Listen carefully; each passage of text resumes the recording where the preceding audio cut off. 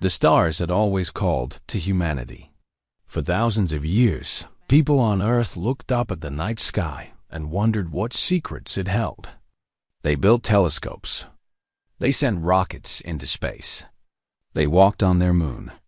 And finally, after centuries of dreaming, they built ships that could travel faster than light itself. Admiral Una stood on the bridge of the Earth's Pride, the flagship of humanity's first interstellar fleet. She was a woman of 53 years, with gray hair tied back in a tight bun and eyes that had seen both the beauty and the darkness of space. Behind her ship flew 14 others, carrying 15,000 of humanity's best and brightest. Scientists, doctors, artists, musicians, diplomats, philosophers. They had all volunteered for this mission. They were going to meet the Galactic Council. The Council had contacted Earth 3 years ago. 12 ancient species, they said, governing the galaxy in peace for over 100,000 years. They welcomed humanity to join them. They invited Earth's representatives to a ceremony on their capital world.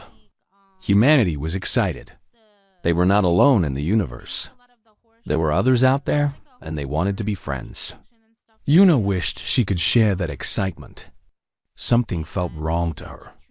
The Council's messages were always polite, always friendly, but there was something cold behind the words. She had spent 30 years in the military. She knew how to read people.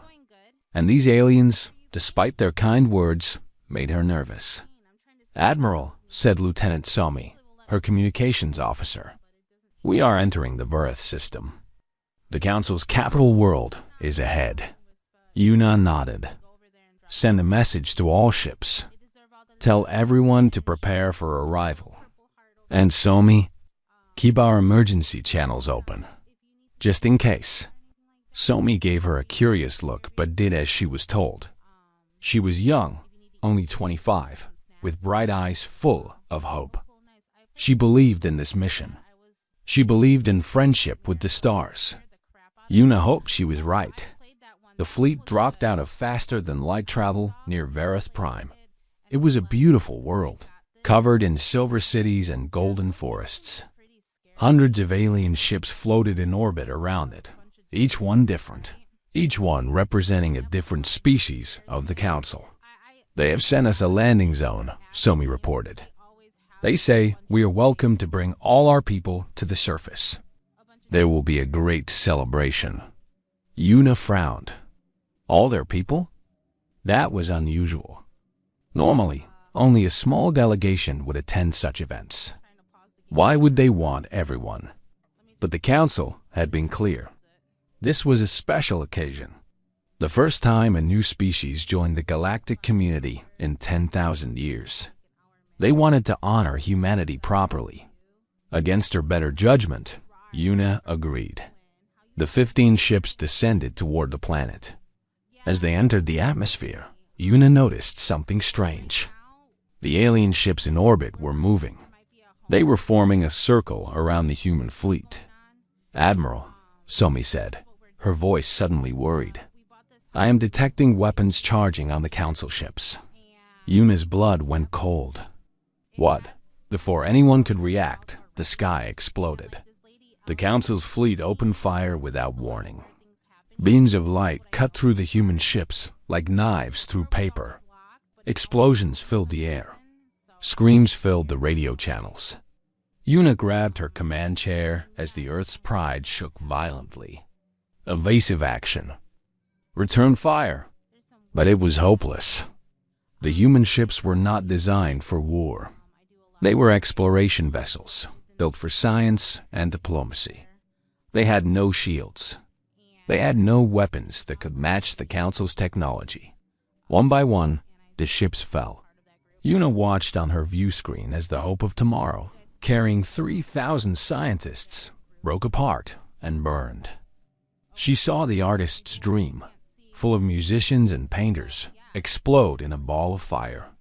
She heard the screams of her people dying. "Why?" she whispered. "Why are they doing this?" The answer came over the radio. A cold alien voice speaking to the entire galaxy. Citizens of the Galactic Council, today we have performed our sacred duty. The human species has been identified as a threat to galactic peace. Their rapid breeding, their aggressive nature, their dangerous ambition made them a disease that could not be allowed to spread. Today, we have cleansed that disease. The human infection has ended. Una felt rage burn through her grief. A threat, they had come in peace. They had brought artists and scientists, not soldiers and weapons. They had only wanted friendship, and the council had murdered them for it.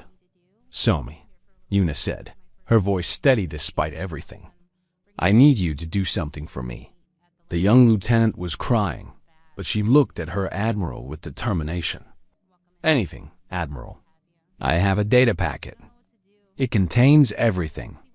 The truth about what happened here today, the council's lies, and coordinates to something important.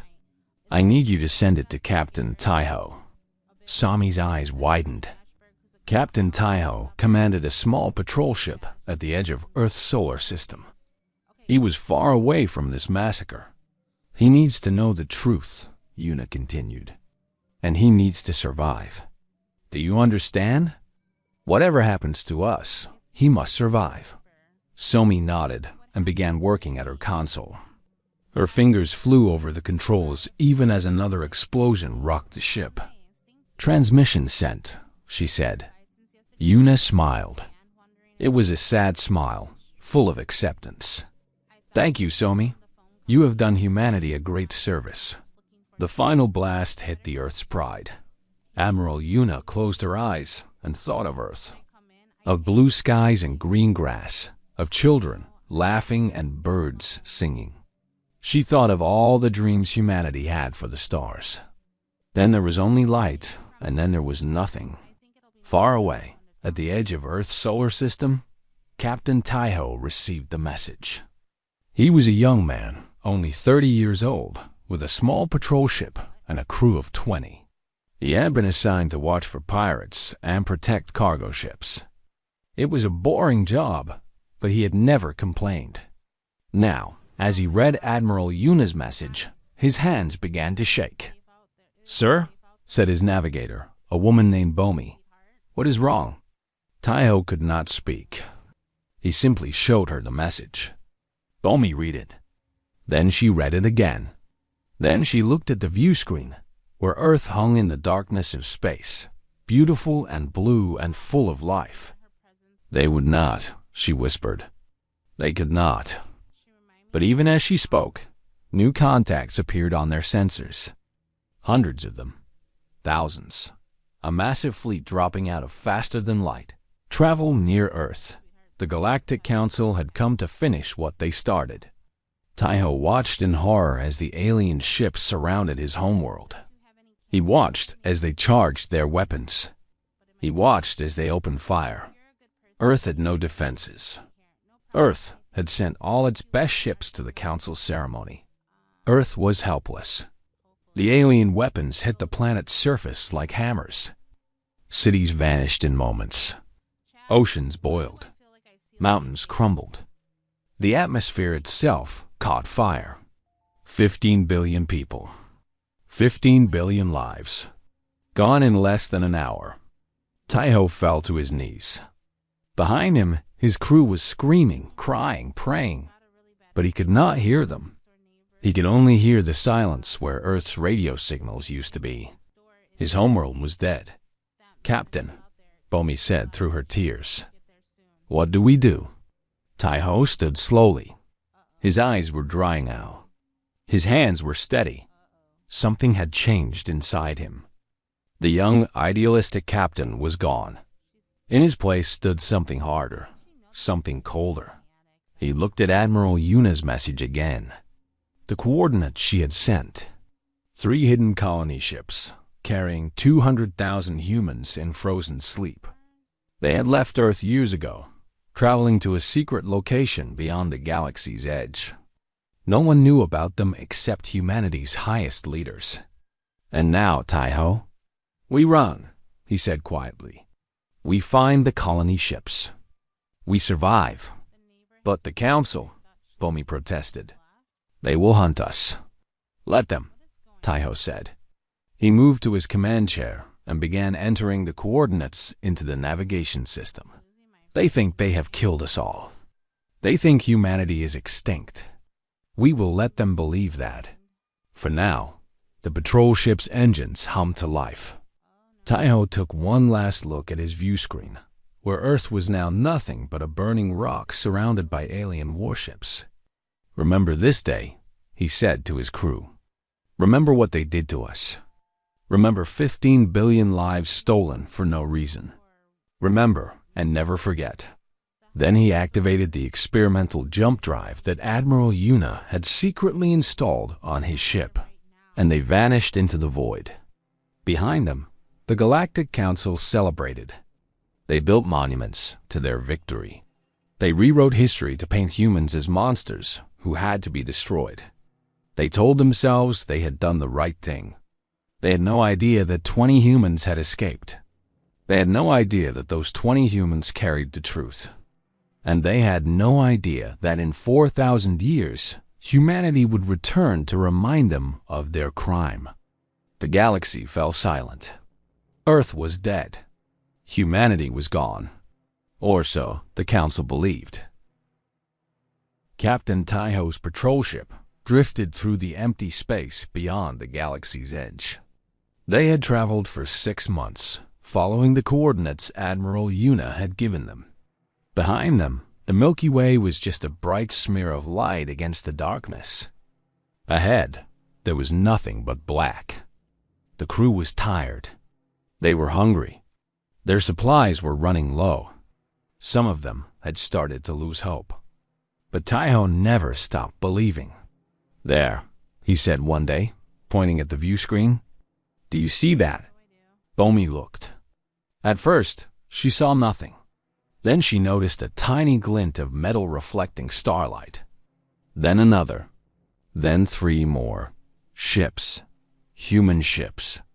The colony vessels were exactly where Admiral Yuna had said they would be. 3 massive ships, each one carrying more than 60,000 humans in cryogenic sleep. They had been traveling for decades, moving slowly to avoid detection, heading toward a cluster of dead stars that the Council had never bothered to explore. Taiho docked with the lead ship, the New Dawn. Inside, he found the colonists frozen in their pods, waiting to be awakened. He also found Director Jisoo, the leader of the secret colony program, who had stayed awake to guide the ships. She was an old woman now, nearly 90 years old. Her hair was white, her face was lined with wrinkles, but her eyes were still sharp and clear. Captain Taiho, she said when she saw him. I had hoped someone would find us, but I had feared no one would survive. Taiho told her everything. The Council's betrayal, the massacre of Admiral Yuna's fleet, the destruction of Earth, 15 billion lives erased in an hour. Jisoo listened in silence. When Taiho finished, she closed her eyes for a long moment. A single tear rolled down her cheek. Then she opened her eyes, and they were filled with fire. We will not let them win, she said. We will not die in the darkness. We will survive. We will grow. We will build. And one day, when we are ready, we will return. Taiho nodded. But how? The Council is powerful. Their technology is far beyond ours. Even if we survive, how can we ever hope to match them? Jisoo smiled. It was a strange smile, full of secrets. Come with me, Captain. There is something I must show you.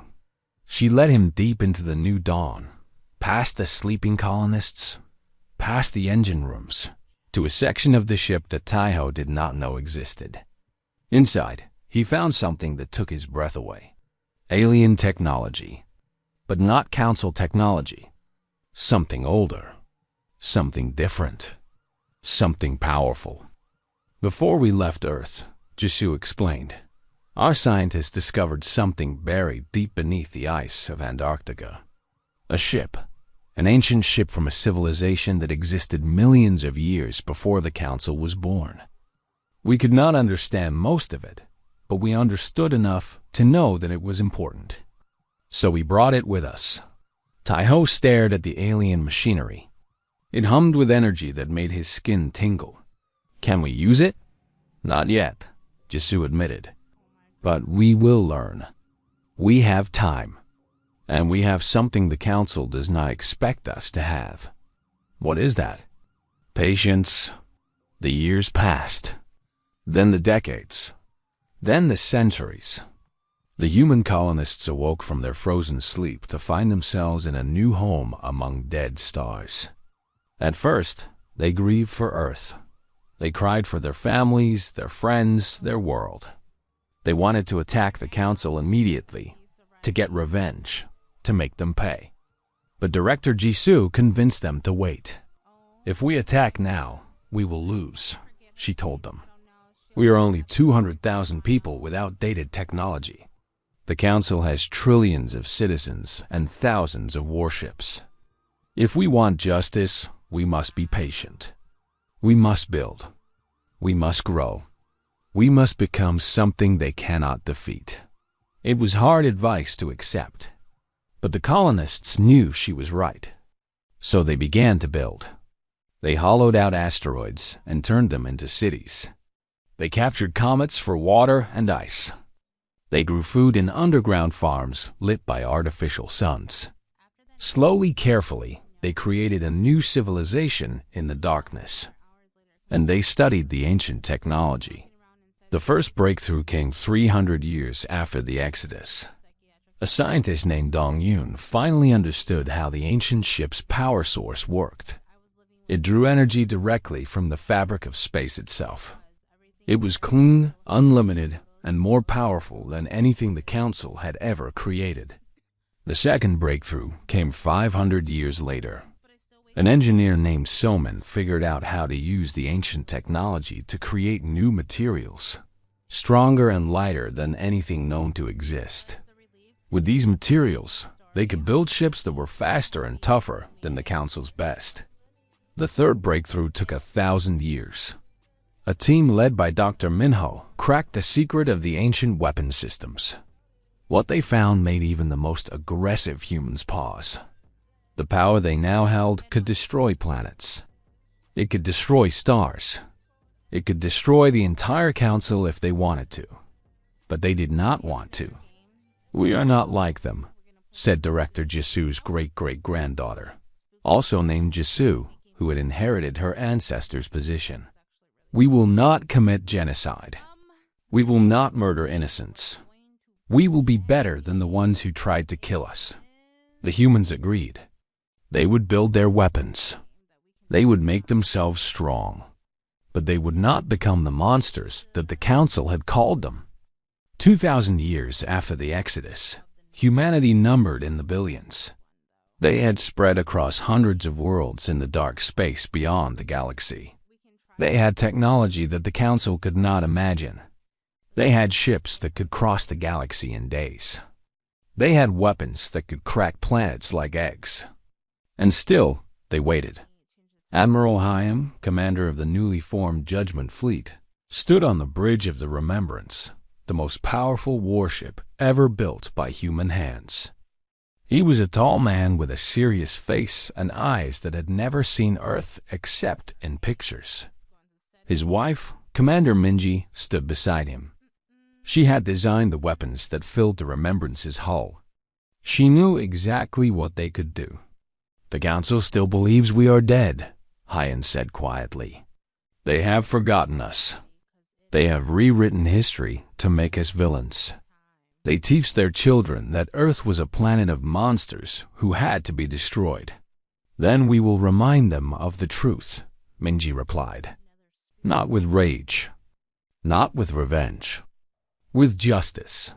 Their daughter, Ensign Hana, was training in the simulation rooms below.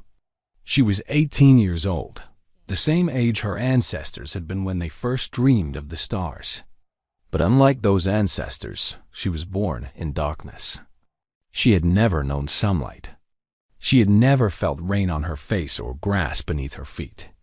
All she had known was the cold void, the artificial lights, and the stories of Earth. "Do you think she will ever see a real sun?"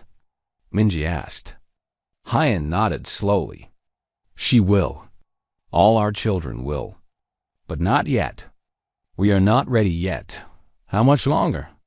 Another 2,000 years, perhaps. We need more ships, more people, more certainty that when we return, we will succeed." Minji sighed. "Sometimes I wonder if we are being too patient. The Council grows weaker every century. Their member species fight among themselves. Their technology has not advanced in millennia. We could defeat them now." "Perhaps," Hyan admitted. "But defeating them is not enough. We do not want to win a war. We want to deliver a judgment. We want the entire galaxy to see the truth. We want the Council to face what they have done. And for that, we must be patient a little longer." The centuries continued to pass. Humanity grew stronger. Their technology advanced. Their population exploded. And through it all, they remembered. Every child learned the story of Earth.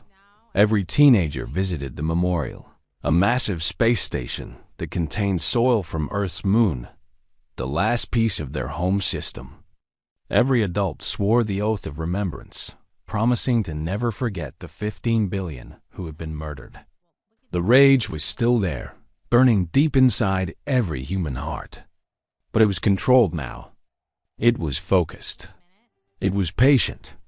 4,000 years after the genocide, humanity was ready.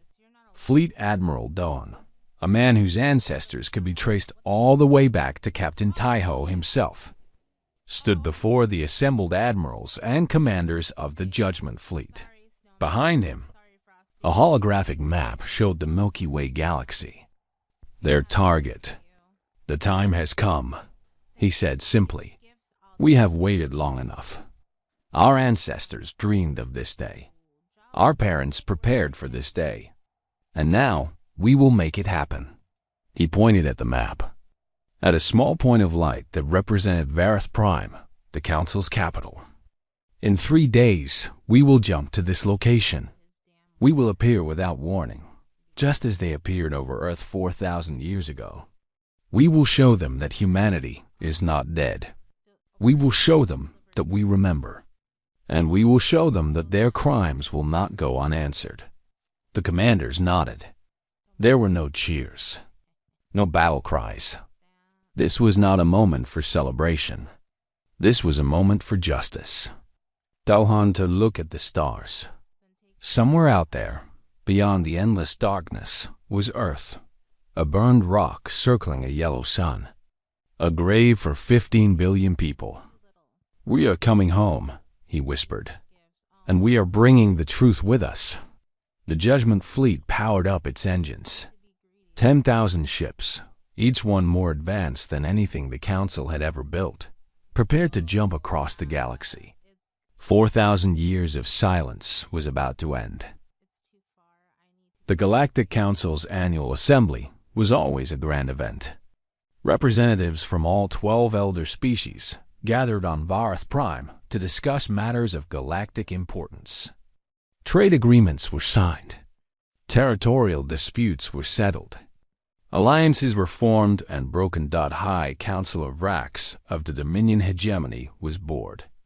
He was a tall creature with gray skin and 4 eyes, and he had been sitting in the same chair for the last 6 hours listening to the same arguments he had heard for the past 300 years. The collective wanted more mining rights. The Federation demanded better trade routes. The Empire complained about immigration. Nothing ever changed. And so, droned Ambassador Crix of the collective, "We must address the unfair distribution of mineral resources in the outer sectors. Our calculations show that if current extraction rates continue, we will face a shortage within the next millennium." Vrax yawned. A millennium. These people worried about problems 1,000 years away while ignoring the issues right in front of them. It was ridiculous. He looked around the assembly chamber. It was a magnificent room, built 4,000 years ago to celebrate the Council's great victory over the human threat. Statues of Council heroes lined the walls. Murals depicted the savage humans being defeated by the wise and noble elder species. A large monument in the center of the room displayed a piece of Earth's crust, taken from the planet after it was destroyed. Vrax had never believed the stories about humans. He was not alive 4,000 years ago, of course, but he had read the historical records. The humans in those records did not seem like monsters. They seemed like a young species, curious and eager, reaching out to the stars for the first time. But he kept these thoughts to himself. Questioning the Council's history was not wise. Ambassador Crix was still talking about mineral rights when the lights in the chamber flickered. Everyone stopped. The lights on Verith Prime never flickered. The planet's power grid was the most advanced in the galaxy, with triple backup systems and constant maintenance. A flicker was impossible. Then the lights went out completely. Vrax heard gasps and shouts from the other counselors. Emergency lights came on, bathing the chamber in red glow. Security officers rushed in, weapons drawn, looking for threats. "What is happening?" demanded Counselor Marta of the Federation, her voice high with fear.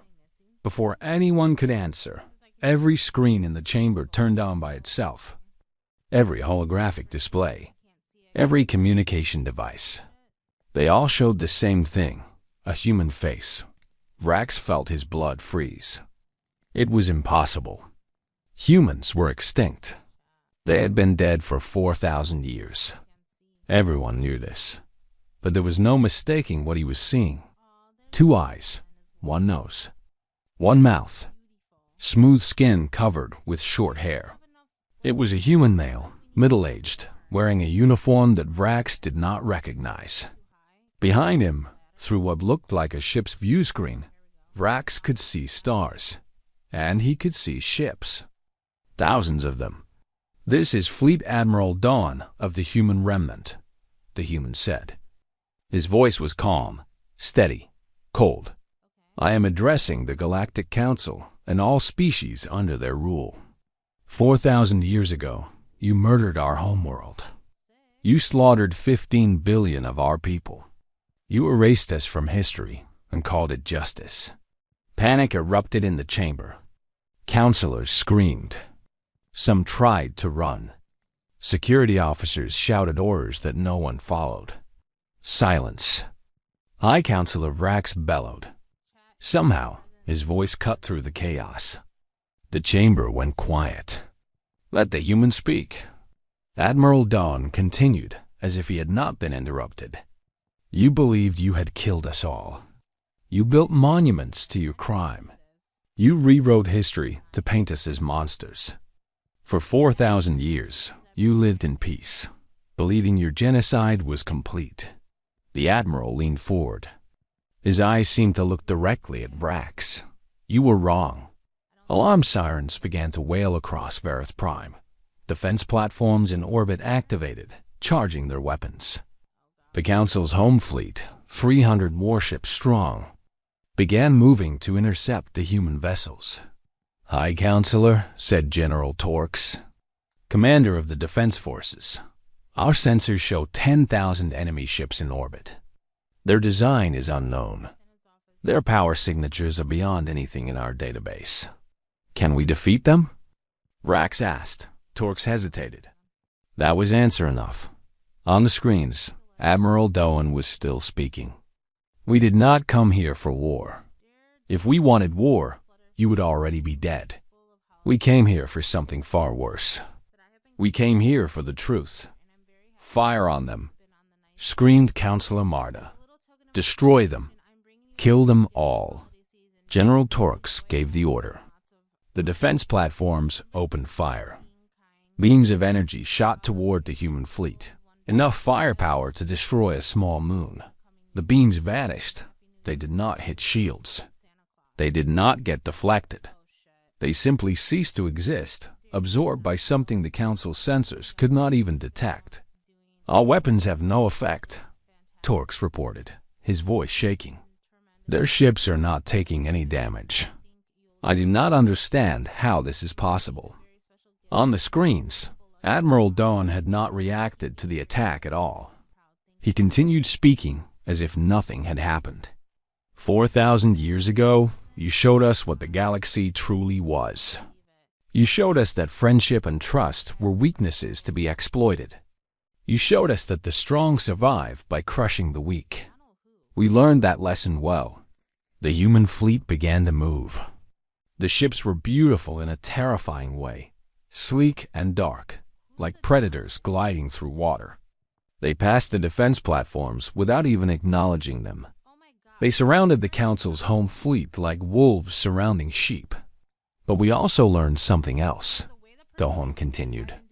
We learned that we would never become like you. We spent 4,000 years building a civilization in the darkness. We created technology you cannot imagine. We raised generations of children who knew only one purpose: to remember what you did to us and to ensure that you faced judgment for your crimes. What do they want? Counselor Marta whispered. What do they want from us? Admiral Dawn answered her question as if he had heard it. We want the truth. We want the galaxy to know what really happened 4,000 years ago. We want your lies exposed. We want your monuments torn down. And we want you, the leaders of the Council, to stand before the species you have ruled and admit what you did. Councilor Vrax stood.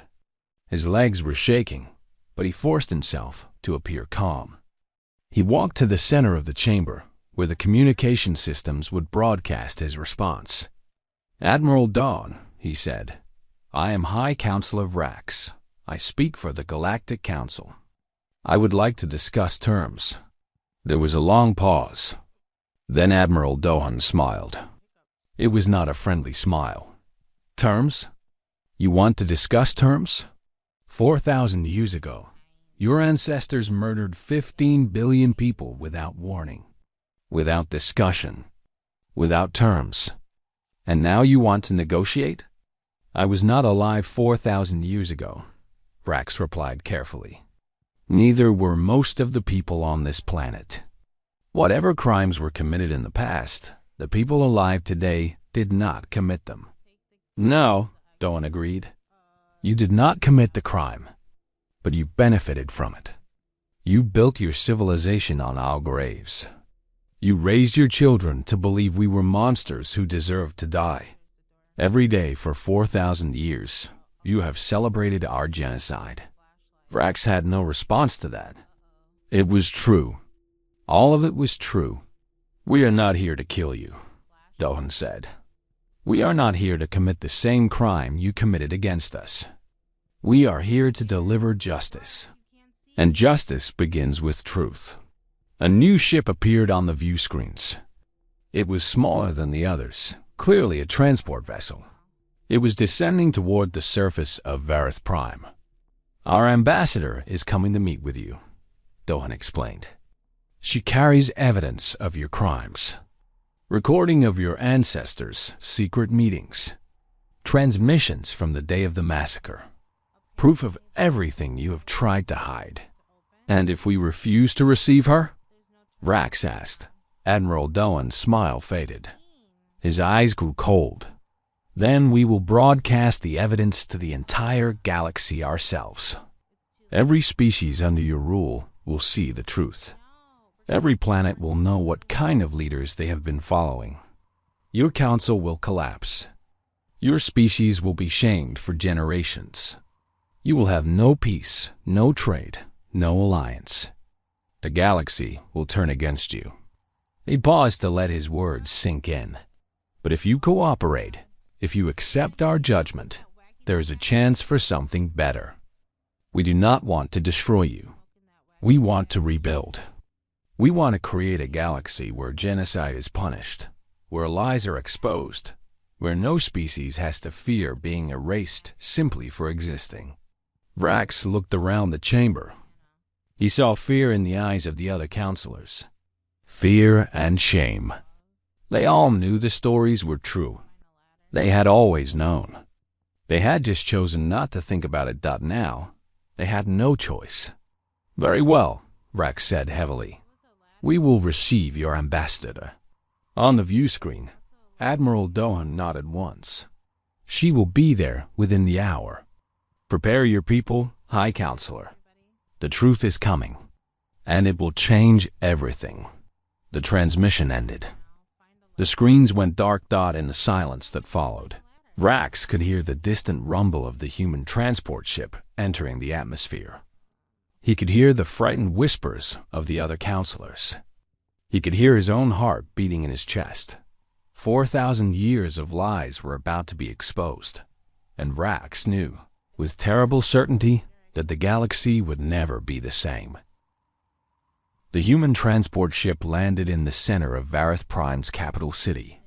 It was a small vessel, elegant and silent, touching down without even disturbing the air around it. A crowd had gathered at a safe distance, thousands of aliens staring at the impossible sight before them. Humans, living humans. The monsters from the history books, the savage beasts their ancestors had saved them from, were real. The ship's door opened. A ramp extended, and Ambassador Yunji stepped out into the light of an alien sun. She was a woman of 50 years, with black hair streaked with gray, and a face that showed both intelligence and kindness. She wore a simple white uniform, with no decorations, no medals, no signs of rank, except a small pin on her collar showing Earth, a blue and green planet that no longer existed. Behind her walked 2 guards. Lieutenant Junho was a tall man with broad shoulders and calm eyes. Sergeant Yeren was a smaller woman with quick movements and a sharp gaze. Both wore armor that seemed to shimmer and shift as if it was not entirely solid. The crowd watched in silence as Yunji walked toward the assembly hall. No one tried to stop her. No one dared. Inside the hall, the council was waiting. All 12 species were represented, their leaders sitting in a semicircle around the central floor. High Counselor Vrax sat at the center, his 4 eyes fixed on the human ambassador. Yunji stopped in the middle of the room. She looked around slowly, taking in the statues, the murals, the monument displaying the piece of Earth's crust. You built all this to celebrate killing us, she said quietly. You made art of our destruction. You raised monuments to genocide. No one responded. What could they say? Yunji raised her hand. It was a small device, no larger than her thumb. This is a data core. It contains evidence that has been preserved for 4,000 years. Recordings, transmissions, documents, the truth about what happened to humanity. She pressed a button on the device. Immediately, holographic displays appeared throughout the chamber, visible to everyone present. But not just in this room. The transmission was being broadcast across the entire galaxy. Every species, on every planet, could see what was about to be shown. The first recording was from a council meeting 4,000 years ago. The humans are growing too quickly, said a figure that Vrax recognized as an ancient ancestor of Counselor Marta. Their population doubles every century. Their technology advances faster than any species we have ever seen. If we do not act now, they will surpass us within a millennium. What do you suggest? Asked another figure. Elimination. Total and complete. We invite them to a ceremony, destroy their fleet, then destroy their homeworld. We tell the galaxy they were a threat. No one will question us. The recording showed the vote. All 12 species agreed. Unanimous approval for genocide. Gasps filled the chamber. On every planet watching the broadcast, beings of all species stared in horror at their screens. This was not the history they had been taught. This was not the story of brave defenders protecting the galaxy from human monsters. This was cold, calculated murder. The next recording was from the day of the massacre. It showed Admiral Yuna's fleet arriving at Vareth Prime. It showed the human ships, clearly unarmed exploration vessels, surrounded by Council warships. It showed the Council giving the order to fire. And then it showed the screams. Yunji let the recording play. She let the galaxy hear 15,000 humans dying. She let them hear Admiral Yuna's last transmission, begging to know why, pleading for mercy that never came. Counselor Marta began to cry. Others looked away, unable to watch. But the recording kept playing. The next part showed Earth, the beautiful blue planet hanging in space, the Council fleet arriving, the weapons charging, and then the fire. 15 billion people, Yunji said softly. Men and women, children and elders, artists and scientists, farmers and teachers. 15 billion lives ended in an hour. Not because they had done anything wrong, not because they were a threat, but because you were afraid of what they might become. The recording showed Earth burning. Continents cracked. Oceans boiled. The atmosphere itself caught fire. The planet that had given birth to humanity became a dead rock floating in empty space. When the recording ended, there was silence. Yunji looked at High Counselor Rax. "Do you have anything to say?" Rax's hands were shaking. His voice was weak. I did not know the full extent of it. We were taught that humans attacked first, that they were the aggressors, that we had no choice. You always had a choice, Yunji replied. Your ancestors chose to murder. Your parents chose to believe lies. You chose to build monuments to genocide. Every generation made a choice. She turned to address the entire chamber, and through them, the entire galaxy. We came here today not for revenge. We came for justice. There is a difference. Revenge is blind. Revenge destroys without purpose. Justice sees clearly. Justice rebuilds what was broken. She held up the data core again. This evidence will be made available to every species in the galaxy. Your citizens will know the truth. Your children will learn what their ancestors really did. The lies end today. What do you want from us? Rax asked. His voice was barely a whisper. What is your judgment? Yunji had waited 4,000 years to answer this question. Her ancestors had waited. Her parents had waited. Every human who had ever lived in the darkness between galaxies had dreamed of this moment. And now it was here. The Galactic Council is dissolved, she said. Your authority ends today. A new assembly will be formed, one where every species has equal voice, where no group can hold power over others. There were protests from some counselors, but they died quickly under Yunji's cold gaze. The 12 elder species will disarm. Your weapons of mass destruction will be dismantled. Your warships will be reduced to what is necessary for defense only. You will never again have the power to commit genocide. More protests. More silence. You will pay reparations. Not in resources. Not in money. In labor. For the next 1,000 years, your people will work to rebuild what you destroyed. You will construct schools that teach the true history.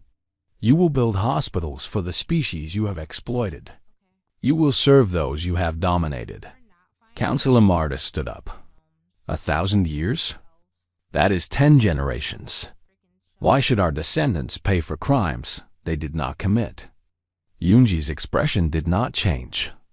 Our children have paid for crimes they did not commit since the day Earth burned. They were born in darkness because of what your ancestors did. They never knew sunlight, never felt rain, never saw a blue sky. And you ask why your descendants should share the burden. Marta sat down. She had no answer. Finally, Yunji continued, you will build a memorial. Here, on Vareth Prime, visible from space. It will contain the name of every human who died in the genocide. 15 billion names. It will take centuries to complete.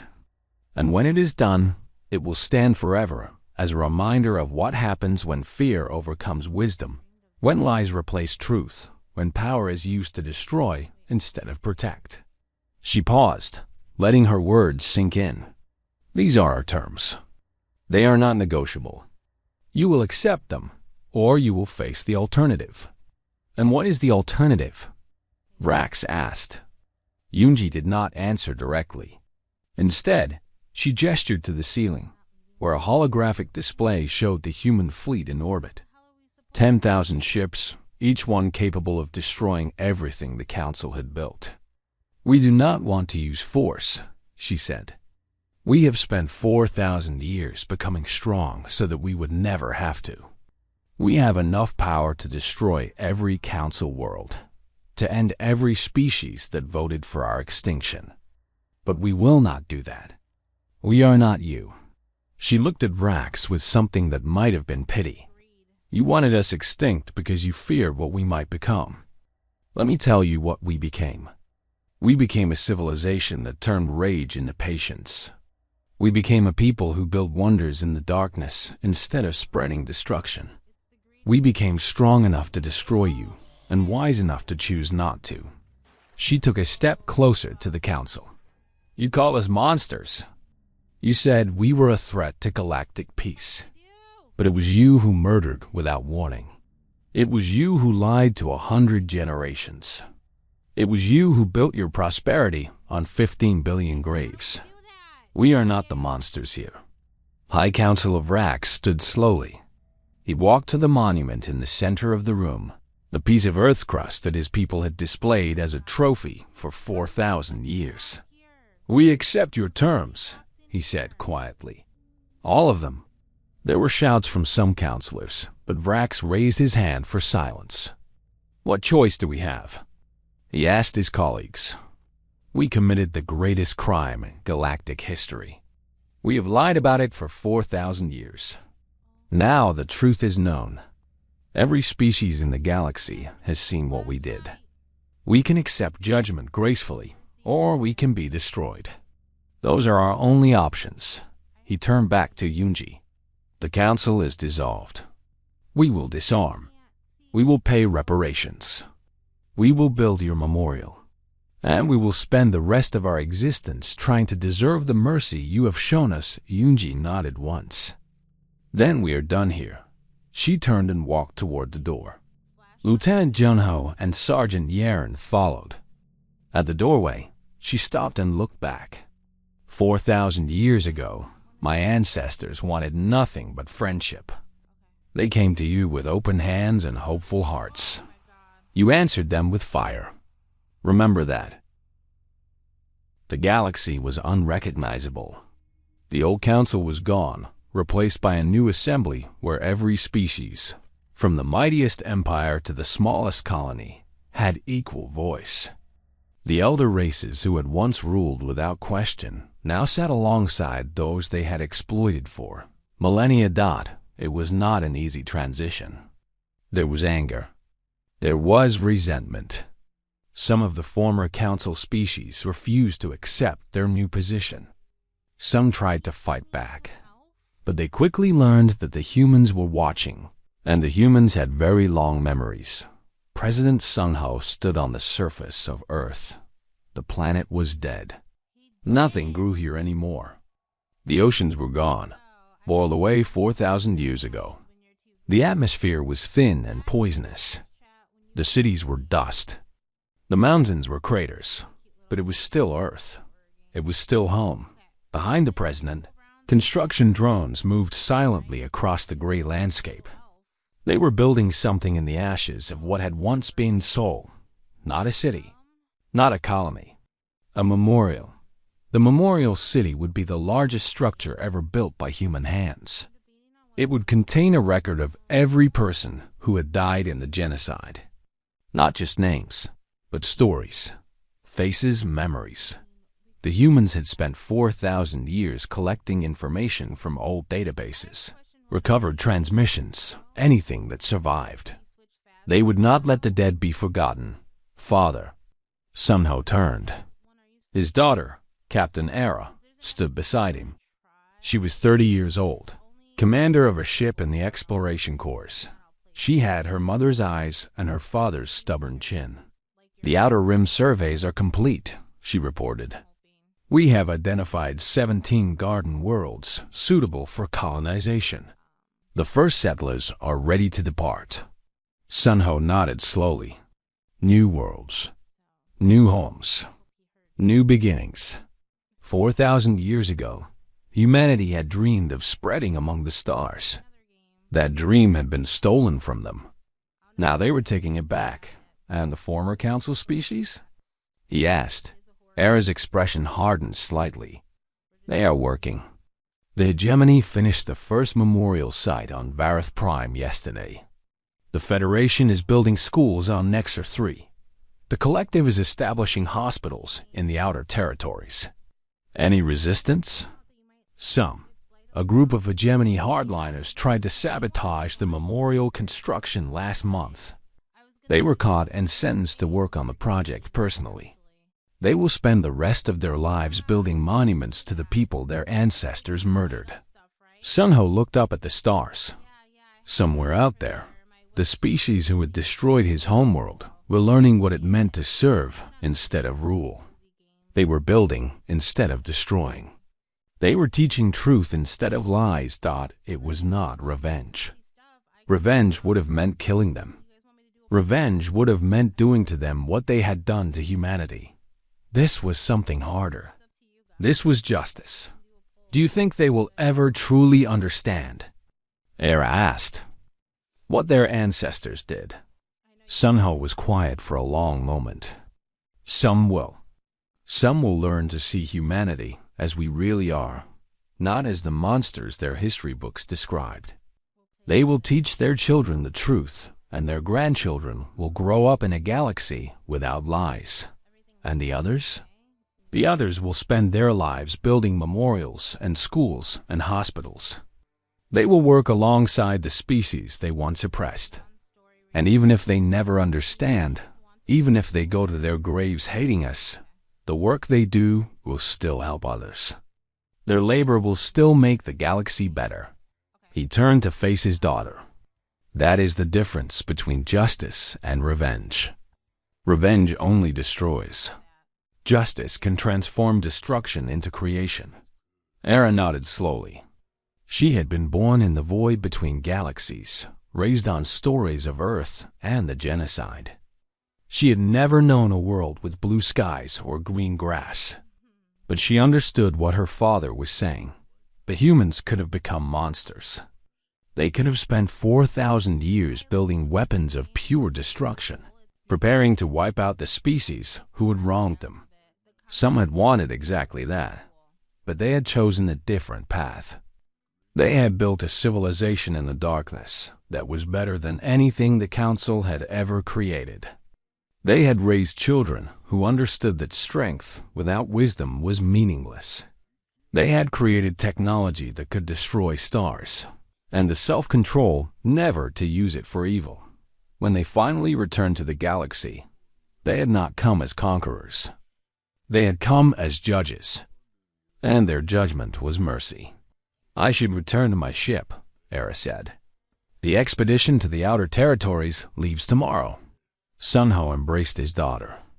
Be careful out there. I will. She pulled back and smiled. You know, in the old stories, humans were explorers, scientists, dreamers. We spent our whole history reaching for the stars. And now? Now we finally get to reach them. She walked back to her shuttle, and Sunho watched her go. Then he turned back to the construction drones, still working on the memorial city.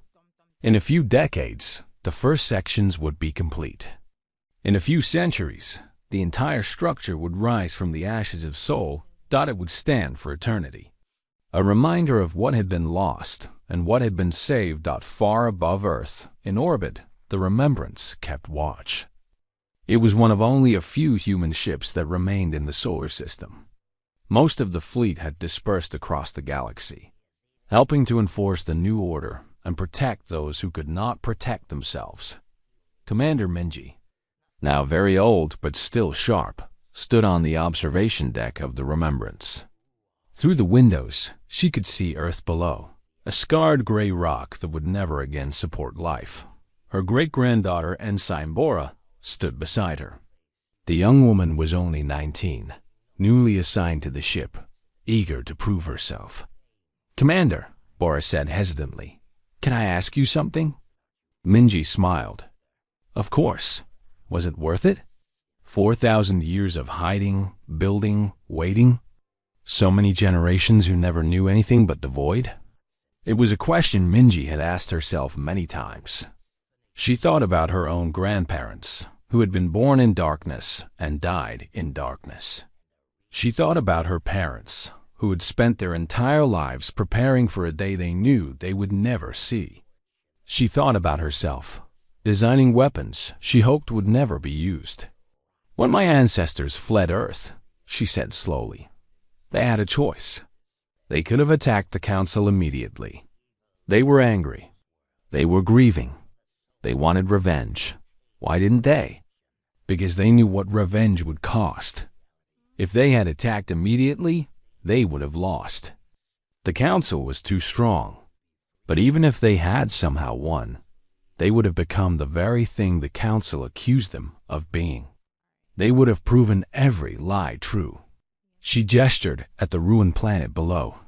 "So they chose to wait. They chose to build instead of destroy. They chose to raise their children with purpose instead of rage. And when those children had children, and those children had children, when 100 generations had passed and humanity was finally strong enough to return, they did not come as monsters." Bora was silent, thinking about this. "We came as judges," Minji continued. "We showed the galaxy the truth. We gave the Council a chance to redeem themselves through service. We created a new order where no species can dominate others, where genocide is the greatest crime, where truth matters more than power." She turned to face her great-granddaughter. "Was it worth it? Ask the species who are now free from Council oppression. Ask the children who will grow up learning true history instead of lies.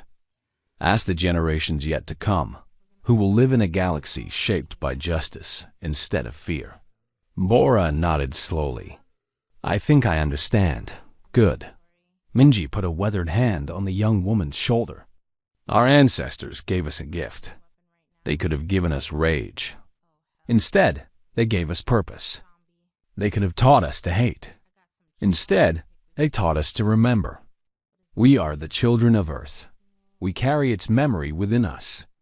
And as long as we remember, as long as we hold on to what makes us human, Earth will never truly die."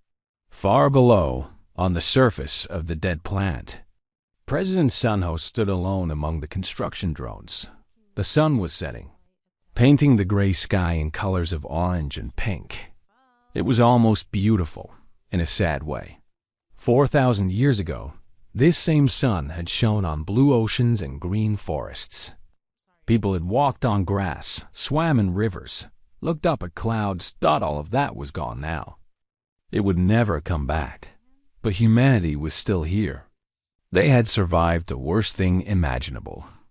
They had waited in darkness for 4,000 years. They had returned not as destroyers, but as builders.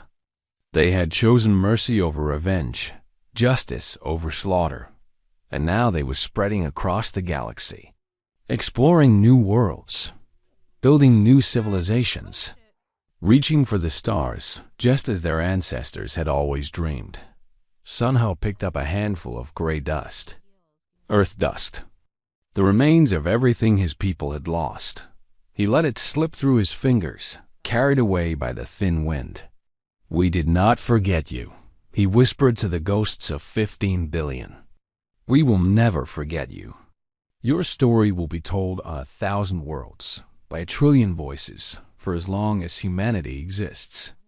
You are not gone. You are part of us. You are the reason we are here." He stood there until the sun set and the stars came out.